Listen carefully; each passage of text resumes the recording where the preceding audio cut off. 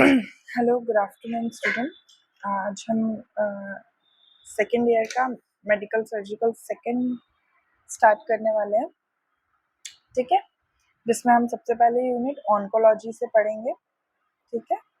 और ये second year का स्टार्टिंग सब्जेक्ट है, जिसमें हम मेडिकल सर्जिकल सेकेंड मैं पढ़ा रही हूँ आप लोगों को आई, ठीक है।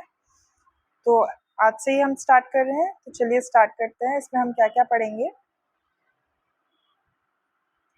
Structure and characteristic of a normal and cancerous cell के बारे में पढ़ेंगे। नर्सिंग असेसमेंट क्या होता है, प्रिवेंशन क्या होगा, इसमें एपिडेमियोलॉजी क्या होगी, डायग्नोसिस एंड ट्रीटमेंट क्या होगा, कॉमन मेलिग्नेंसीज क्या होगी, ऑन्कोलॉजी इमरजेंसीज क्या है, होम केयर क्या है, हॉस्पिस केयर क्या है ना, और भी ईटीसी सारी चीजें हम पढ़ेंगे, ठीक है।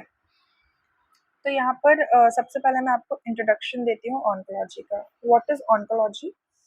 Oncology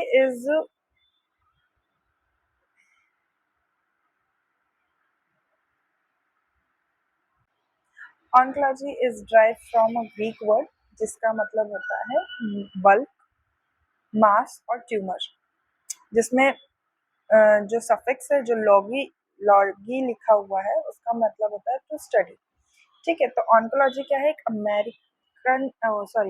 एशियंट ग्रीक वर्ड से लिया गया है, जिसका मतलब होता है बल्क और मास और ट्यूमर।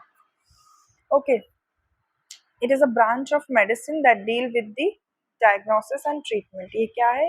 मेडिसिन की ब्रांच है जो कि किससे डील करती है? डायग्नोसिस और उसके ट्रीटमेंट से, राइट। तो फिर अब ये मेडिकल जो ऑन्कोलॉजी है, इसको कैसे प्रोनाउंस किया गया है? To study the cancerous cell और to study of a cell that is in bulk, that is called oncology, ठीक है। इसको ट्रीटमेंट करता है, जो इसको प्रोफेशनली इस पे प्रैक्टिस करता है, उसको हम क्या कहते हैं? ऑन्कोलॉजिस्ट कहते हैं, ठीक है। In clinical oncology there are 3 primary discipline. जो क्लिनिकल ऑन्कोलॉजी है, उसमें 3 तरह की प्राइमरी डिसिप्लिन है, जैसे कि मेडिकल ऑन्कोलॉजी, सर्जिकल ऑन्कोलॉजी और रेडिएशन ऑन्कोलॉजी। जो मेडिकल ऑन्कोलॉजी है वो क्या है? The treatment of cancer with medicine including chemotherapy. क्या है? कैंसर का treatment including chemotherapy is called medical oncology. Surgical oncology क्या है? The surgical aspect of cancer including biopsy, staging or surgical reaction of tumor, that is surgical oncology. फिर आता है radiation oncology. The radiation oncology क्या है? The treatment of a cancer with a therapeutic radiation, ठीक है, मतलब radiation के through जो होता है, रेडियोग्राफी के थ्रू, उसको हम रेडिएशन ऑन्कोलॉजी कहते हैं, ठीक है। मतलब देखो, इन तीनों को कैसे डिवाइड किया है। जो कीमोथेरेपी वाली चीजें दे रहे हैं वो मेडिकल ऑन्कोलॉजी में आएगी। जो बायोप्सी और स्टैगिंग या फिर सर्जिकल रिसेक्शन कर रहे हैं, उसमें जो ट्यूमर की जो ऑन्कोलॉजी है वो किसके अंदर आती है? Surgical oncology. हाँ, फिर आता है रेडिएशन ऑन्कोलॉजी। रेडिएशन ऑन्कोलॉजी में रेडिएशन, जो रेडियोथेरेपी के थ्रू जब हम ऑन्कोलॉजी का थेरेपेटिक काम कर रहे हैं, उसमें हम रेडिएशन ऑन्कोलॉजी के बारे में जानते हैं। Next is what is cancer. तो कैंसर के बारे में जानने से पहले मैंने आपको ऑन्कोलॉजी के बारे में बताया। अब हम आगे बढ़ते हैं, कैंसर के बारे में हम जानते हैं। तो कैंसर क्या है? Cancer is a group of disease characterized by uncontrolled cellular growth with the local tissue invasion, systemic metastasis. Cancer is a term as a used to disease in which abnormal cell divided in without control or are able to invade other tissue. देखिए, cancer एक group of disease है जो कि characterised किया जाए, जिसको characterised किया गया है अनकंट्रोल्ड सेल्यूलर ग्रोथ के को लेकर, ठीक है। ये लोकल टिश्यू इन्वेजन करता है, सिस्टमिक मेटास्टेसिस करता है। कैंसर को टर्म कैसे किया गया है? एबनॉर्मल सेल डिवाइडेड होती है अनकंट्रोलेबली, ठीक है, जिसको हम कंट्रोल नहीं कर पाते और टिश्यूज में बनती जाती है। अब जैसे कि यहाँ पे आपको पिक्चर यहाँ पे दिख रहा होगा, यहाँ पे क्या हो रहा है? म्यूटेशन हो रहा है, इनएक्टिवेट हो रही है, ट्यूमर सप्रेसर जीन हो रहा है, ठीक है। यहाँ पे एक सेल को, ये देखो सेल पॉलिफरेटिव में बहुत सारी सेल ने घेर लिया, तो इसमें म्यूटेशन हुआ, डीएनए रिपेयर हुआ, जीन जीन गया, उसके बाद mutation pro oncogenic create oncogene. यहाँ पे क्या हुआ, इमेच्योर सेल्स बन के उसने अपने जीन को रिप्रोडक्शन किया, और वहां पे क्या हुआ, फिर क्या हुआ, वहां पे सप्रेसिव जीन्स बने। उसके बाद ये देखो इस तरीके से एक्सेसिव बल्क में कैंसरस सेल डेवलप हो गए, राइट। ठीक है, तो इस तरीके से कैंसर को डिवाइड किया है। अगर मैं इसको एक स्मॉल टर्म में बताऊं तो कैंसर क्या है, cancer is a group of disease characterized by uncontrolled cellular growth in a local tissue infection. ठीक है, क्या है, एक ग्रुप ऑफ डिजीज है जो कि कैरेक्टराइज कैसे किया गया है, अनकंट्रोल्ड ग्रोथ, ठीक है, that is cancer. Now here it is origin of cancer. Origin of cancer, all cancer being in a cell that body basic unit life, body basic unit of life. To understand cancer it helpful to know about the happens. देखो जितने भी cancer हैं वो सारे cell में ही हो रहे हैं, मतलब सेल से ही स्टार्ट हो रहे हैं। तो सेल क्या है, हमारी बेसिक फंक्शनल यूनिट है, बेसिक यूनिट है लाइफ की, ठीक है। सेल से मिलके क्या बनता है, टिश्यू बनता है, और टिश्यू से ऑर्गन बनते हैं, तभी ह्यूमन बॉडी का स्ट्रक्चर डिफाइन होता है, राइट। तो ये जो है कैंसर स्टार्ट कहाँ से होने से अच्छा हम ये देखें कि ये इसके कॉजेज क्या है, कहाँ से ये बन जाता है, ठीक है, इसके बारे में जानेंगे। देखो सबसे पहला तो मैं आपको बताती हूँ सेल्यूलर और बायोलॉजी ऑफ कैंसर। यहाँ पे देखिए नॉर्मल सेल्यूलर बायोलॉजी क्या होती है, basic unit of structure and function in living things is the cell. Basic क्या है, स्ट्रक्चरल और फंक्शनल लिविंग थिंग से क्या है, सेल है। The cell is fundamental unit of life. Cell क्या है, एक फंडामेंटल यूनिट ऑफ लाइफ है जो कि smallest structure of the body capable to performing a process that define life. Life को दर्शाती है नॉर्मल सेल, और है ना डिवीजन करके एक सेल से दो सेल और दो से चार ऐसे करके डिवीजन करके मानव शरीर की संरचना करती है, ये नॉर्मल सेल है। लेकिन स्ट्रक्चर, ये रहा स्ट्रक्चर ऑफ नॉर्मल सेल इस तरीके से, mitochondria, प्रोक्सम्स, centrioles, microfilament, microtubules, lysosomes, Golgi apparatus, smooth endoplasmic reticulum, plasma membrane, ribosome, rough endoplasmic reticulum, nucleus, nuclear envelope, flagella, ठीक है। और ये इसका न्यूक्लियस है। न्यूक्लियस क्या कंटेन करता है, डीएनए और क्रोमेटिन मटेरियल, राइट। इस तरीके से इसका स्ट्रक्चर है, ठीक है। अब कैरेक्टरिस्टिक क्या है नॉर्मल सेल के, हैव वेल रेगुलेशन ग्रोथ, उसकी ग्रोथ अच्छी होती है, अच्छा रेगुलेशन होता है इसका, ठीक है। और डेजिग्नेटेड अपीयरेंस होता है, और क्या होता है उसमें, show a small nucleus to cytoplasm ratio, nucleus भी दिखता है साइटोप्लाज्मिक रेशो में के अकॉर्डिंग, उसका जो न्यूक्लियस है वो भी नॉर्मल रहता है, as well as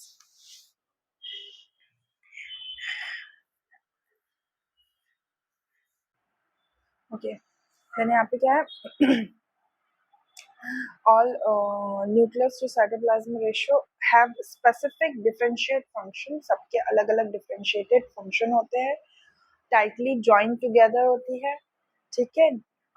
do not migrate, एक जगह से दूसरी जगह नहीं खसकती है, और show contact inhibition contact करके रखती है, ठीक है। यही अगर ये सारे फीचर्स हैं किसके, नॉर्मल सेल्स के।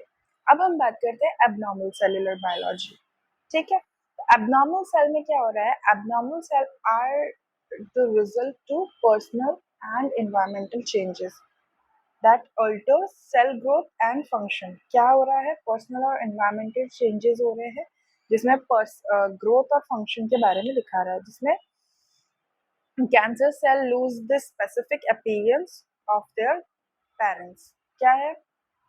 कैंसर सेल जो है अपने स्पेसिफिक अपीयरेंस को लूज करती है, ठीक है, जो पेरेंट सेल है, जो मतलब जहां से ये पास ऑन हो रही है, ठीक है.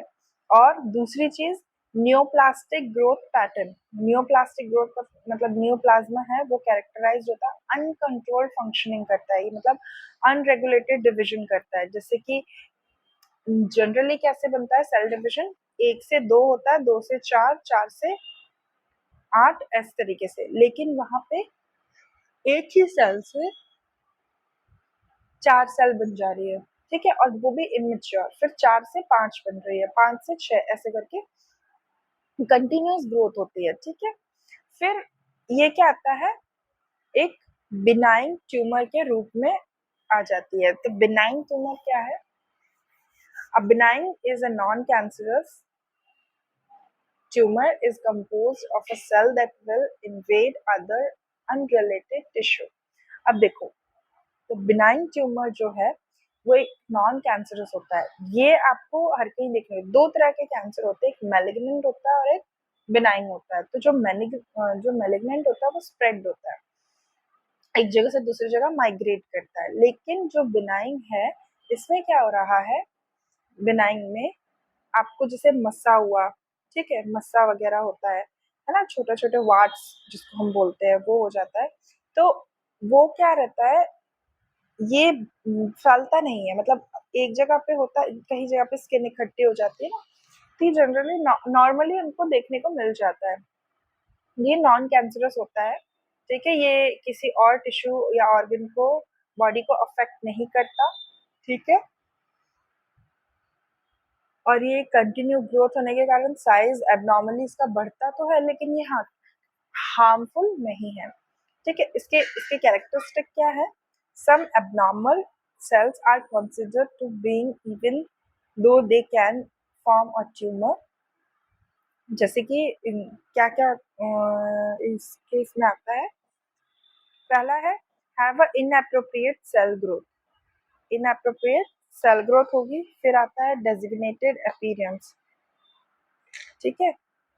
फिर आता है स्मॉल न्यूक्लियस और साइटोप्लाज्मिक रेशियो.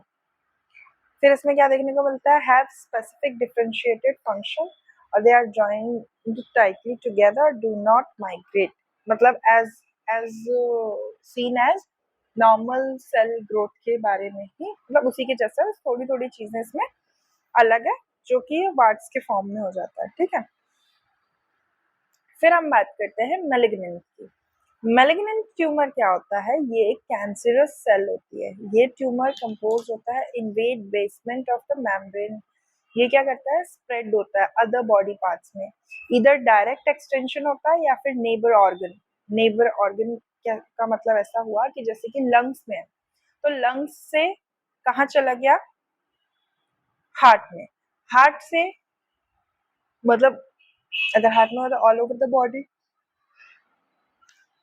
लिवर में हुआ, लिवर से स्टमक कैंसर. मतलब ये इस तरीके से नेबर्ड ऑर्गन से अगर लिया है तो सभी जगह पे जाएगा, ठीक है. इस तरीके से माइग्रेट कर, ये माइग्रेट करता है, ठीक है. ये देखिए इस तरीके से cell sufficiency growth signal, neoplasmic differentiation, ठीक है, insensitive anti growth, tissue invasion हो रहा है, ठीक है. इस तरीके से देखिए इसके कैरेक्टरिस्टिक क्या है. अगर इसके कैरेक्टरिस्टिक की बात करें तो ये इसमें क्या है? मैलिग्नेंट में have continuous cell division, poorly controlled growth, growth control नहीं होती है, ठीक है, और कंटिन्यूअस सेल डिविजन होता है.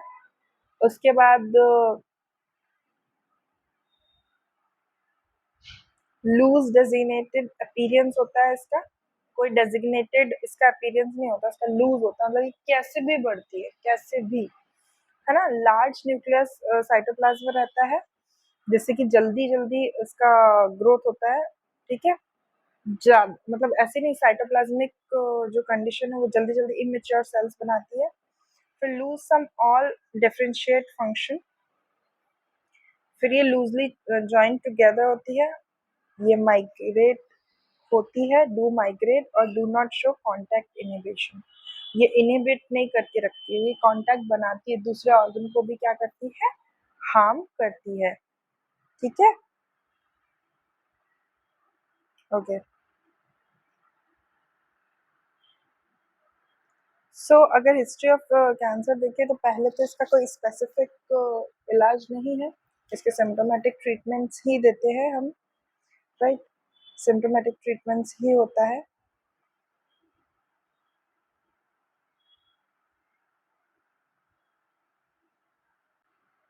तो हम इसके सिम्टम्स देख लेते हैं, ठीक है। देखिए, एनोरेक्सिया होगा, वेट लॉस होता है, एनीमिया होता है, एनोरेक्सिया मतलब भूख ना लगना, लगातार वेट कम होता है, अनीमिया होता है, वीकनेस रहेगी, फटीग रहेगा, थकान तो आपको हमेशा ही रहेगी ऐसे में, और हेमेटोलॉजिकल मेटाबॉलिक अल्ट्रेशन होगा, पेन होगा, चेंजेस होंगे सीएनएस सिस्टम में ड्यूरिंग फिजिकल असेसमेंट, ठीक है। और जल्दी आपको जैसे बैक्टीरिया, वायरस, ये सब आपको हो सकता है, जैसे फंगल, आपको वायरल डिजीजेस होती है ना, वो सब, वो सारी चीज़ें इजीली हो जाएगी। सर्दी खांसी जो नॉर्मल सी जो चीज़ें होती हैं, वायरल चलता है, वो सारी चीज़ें आपको इजीली हो जाएगी। तो इस कंडीशन में क्यों ऐसा होता है, क्योंकि आप बिकॉज ऑफ कि इम्यून सिस्टम बहुत वीक हो जाता है, ठीक है।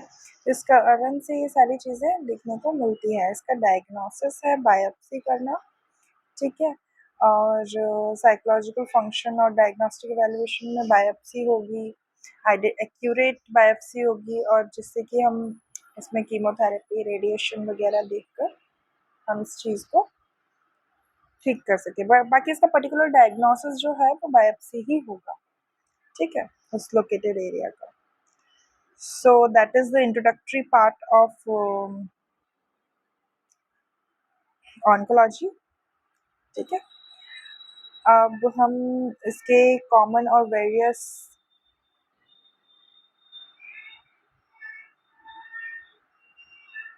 डिजीज कंडीशन में जाएंगे, पर उससे पहले मैं कुछ की टर्म्स आपको बता देती हूँ जो हमारे इसमें काम आएंगे। मैं आपको की टर्म्स बताना चाहती हूँ यहाँ से, डेफिनेशन से।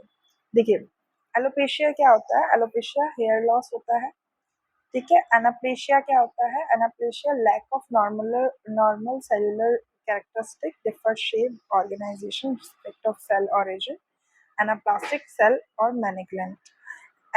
एनाप्लेशिया मतलब डिफेक्टेड सेल, मतलब डिफरेंट शेप और साइज की अपने आप ही सेल ग्रोथ होने लगती है। फिर आता है बायोलॉजिकल रिस्पॉन्स मॉडिफाइड थेरेपी, इसका मतलब होता है एजेंट्स ट्रीटमेंट मेथड होती है ये, ठीक है। इम्यूनोलॉजिकल रिलेशनशिप और ट्यूमर का रिलेशनशिप चेक करते हैं कि ये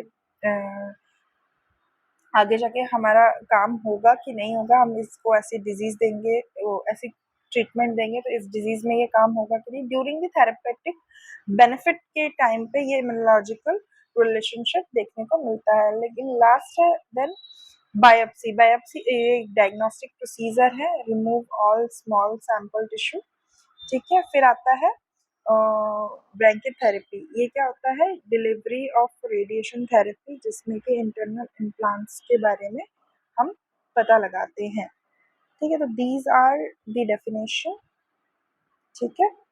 इंट्रोडक्शन मैंने आपको बताया ही है, एक बार और बता देती है कि ऑन्कोलॉजी क्या है, स्टडी ऑफ, ऑन्को का मतलब होता है ये बल्क और मास या फिर ट्यूमर जैसा चीज, मतलब एक साथ इकट्ठा मास होता है, ठीक है, उसकी स्टडी करना, दैट इज कॉल्ड ऑन्कोलॉजी, ठीक है। इसको प्रोफेशनली प्रैक्टिस में लेते हैं तो ऑन्कोलॉजिस्ट कहते हैं। 3 तरीके से इसको किया जाता है।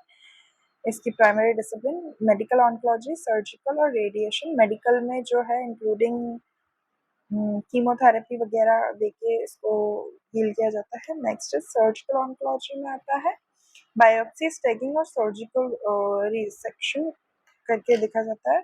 फिर आता है रेडिएशन ऑन्कोलॉजी। रेडिएशन ऑन्कोलॉजी में रेडिएशन थेरेपी वगैरह देकर इसको किया जाता है। फिर कैंसर के बारे में मैंने आपको बताया था कि group of disease characterized by uncontrolled cellular growth is called cancer और इन अ लोकल इन्वेशन।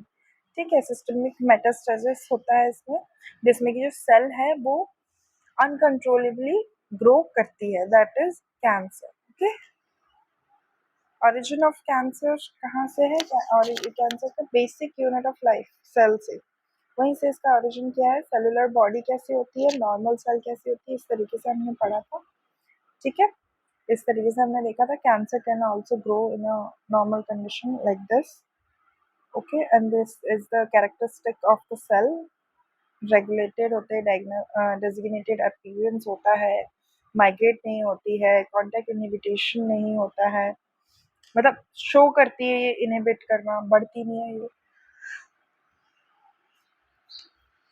इस तरीके से इसमें दिखाया गया है। एबनॉर्मल सेल बायोलॉजी में ऐसा नहीं होता। एबनॉर्मल सेल बायोलॉजी में बिनाइंग और ट्यूमर के मैलिग्नेंट के बारे में बताया, बिनाइंग ट्यूमर और मैलिग्नेंट ट्यूमर। उसमें जो बिनाइंग सेल है वो इस तरीके से है, inappropriate cell growth, designated appearance, so small nuclear cytoplasmic ratio, specific differentiated function, join tightly together, do not migrate and blah blah something चीजें हैं। ठीक है, तो कैरेक्टरिस्टिक ऑफ मैलिग्नेंट सेल क्या है? हैव कंटिन्यूस सेल डिविजन होता है, loose diagnostic designated होता है, माइग्रेट होती है, ये कब इनहिबिशन शो नहीं करती है, ये बढ़ती ही रहती है। इस तरीके से हमने पढ़ा था। ठीक है, फिर nursing assessment history, physical examination क्या क्या होता है, क्या क्या देखने को मिलता है, पेशेंट कौन कौन सी चीज़ों से गुजरता है, ये सारा कुछ आया है। डायग्नोसिस में सिर्फ बायोप्सी ही करते हैं, जिससे हमको एग्जैक्ट कॉज पता चलता है। ठीक है, सेल ग्रोथ का, right. So that's it for today. कल हम पढ़ेंगे common malignant and various body system, जिसमें ओरल कैंसर के बारे में हम सबसे पहले पढ़ेंगे। ठीक है, so that's it for today. Tomorrow we'll continue from here only. Okay, अगर आप लोगों को कोई भी डाउट है तो प्लीज़ आप पूछें, और आप क्लासेस भी आए ताकि मैं आपको फेस टू फेस आपको चीज़ें बता सकूं। ठीक है, so thank you class, thank you.